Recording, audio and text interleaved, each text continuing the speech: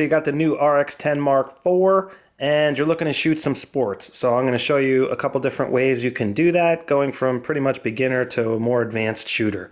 So assuming you came from like a smartphone and this is your first like real digital camera, you know, you're going to, all this photography stuff and all these settings are going to be brand new to you. So in that case, I recommend using full auto mode. And you can see that here. And notice on this top left on the screen here, oh, that's also that got touch to focus on the screen here. Sorry, I just enabled that by accident. But look up here on the top left, that'll tell you that you're in intelligent auto mode.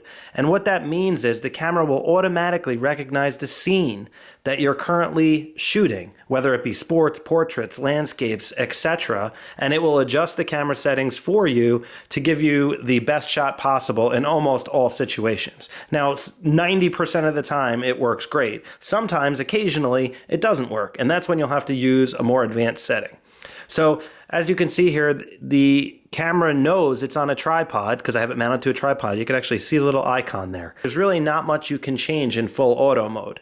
There is a couple of settings though that I want to show you. So if you hit the function button here, I'm sorry if my nails are dirty. I was outside and I really got to clip my nails and clean them and stuff. I apologize, but I have time to do this. I just want to get it done, you know, and I forgot to trim my nails. So I apologize about that. Please don't hold it against me, guys. All right, so up here you have your drive mode. Now this is how the camera takes photos, like how many shots per second. Right now it's set to low. So if you take multiple shots, hear that? So that's low. So if you go to function, you can change that to, right now I just hit that button, hit the center button here at my thumb, right here on the dial. And if you go on the left here, you can see there's little arrows that go right and left. So you have low, medium, high. So high will be 24 frames per second. It's like ridiculous, but that'll fill your memory card up so fast. And honestly, unless you're shooting like a batter and the ball is coming and you want to catch the ball like just before it hits the bat type of thing, I really don't recommend using 24 frames per second. So I would have it set to either medium or low. All right, guys, so another thing you can change when you're in full auto mode is just the way the screen displays. If you hit this button here, the thumb toggle, it says DISP for display. You can actually control what you're seeing there, okay? So that's another option you can change in full auto mode, just to let you know. All right, so next I wanted to show you, just in case you want to change some settings, if you hit the function menu, you can see here pretty much everything is grayed out. If you go into P mode, that's program full auto mode. That's basically full auto, except it gives you a couple of options. See, now all this stuff is not grayed out. So this gives you more power, but the camera is still deciding, you know, what to do pretty much for the most part. All right. So I just wanted to make you aware of that. And this will give you the ability to experiment with more options like focus area, ISO, metering modes, things like that. Okay. So, but for shooting sports, you know, again, you could use this mode if you want to switch to RAW quality as opposed to JPEG quality. It gives you the flexibility to do that in this mode, which you can't do in full auto mode. But when it comes to this type of stuff, if you're taking tons and tons of pictures, you're probably better off shooting JPEG anyway, just because it saves time and the buffer doesn't fill up. It's much easier to process. Again, this is more geared towards people coming from a smartphone and this is their first camera type thing, all right?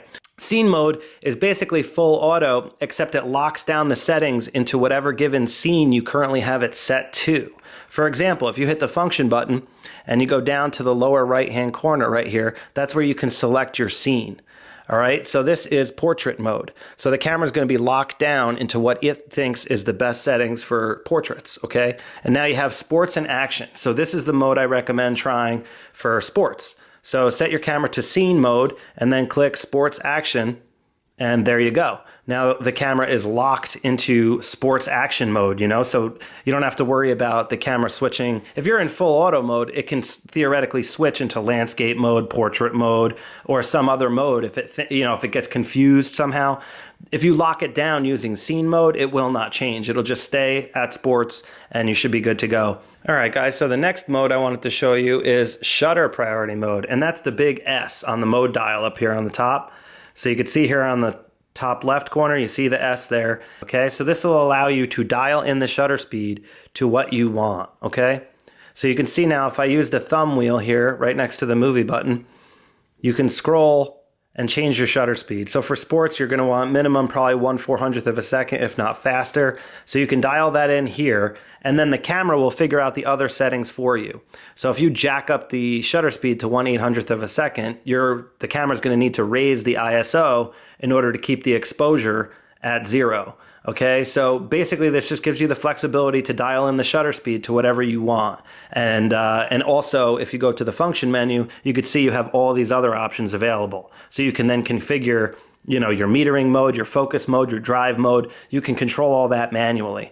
All right. Now for sports, as far as metering mode goes, I would stick it to multi for the most part, but if you're having issues with background lighting and things like that, you can always switch it to center, and that will help a little bit in that regard, especially if there's background lighting and stuff confusing the camera. Okay, so sometimes multi will dim the overall exposure too much for your given scene, and center will be a better way to go.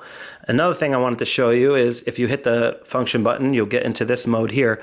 Is focus area. Now, focus area wide is default, but for sports, I would recommend using expandable, flexible spot. Once you get in there, you could move it around. So just keep it in the center area, I recommend. You could then move the camera around and it'll expand on the subject within the parameters. You could see it'll stretch a little bit, and you could actually touch to focus if you want. So for example, if you have a batter over here swinging and the frame, the batter is all the way on the right of the scene, that's when you're going to want to move this expandable, flexible spot like to the right where the batter would be, for example. But normally in general, if you're just shooting field sports or something, I would just keep this in the center and then aim the camera accordingly and try to keep your subject on the focus area. Okay. So one other feature I wanted to show you, if you're using this mode, you might have to raise your auto ISO. If you go here to auto, you'll see if you scroll over to the right, it maxes out at 6400 by default, okay? It looks like, well, you could jack it up. And if it's 6400 is too low and that camera's maxed out, you're going to see stuff blinking. It's going to warn you saying, it's going to underexpose. We don't have enough ISO or something like that. So just keep that in mind. You might have to raise it up to the maximum of auto just in case if you have an issue. And you can see here that the drive speed is set to low on this, and it's currently set to JPEG quality. Yeah, quality fine. So that you could then change that to RAW, like so. And now you're shooting in RAW quality.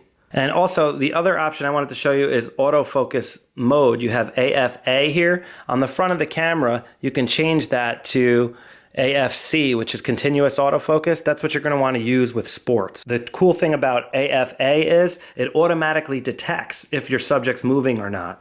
So I just leave it there, and it's worked for me every time I've had the issue. If a subject's moving, it'll automatically switch the camera to AFC. If the subject is not moving, it will automatically default the camera to AFS as far as functionality goes. But it'll still say AFA, meaning autofocus auto, just so you're aware of that, okay? And again, you can touch to focus to move your focus around.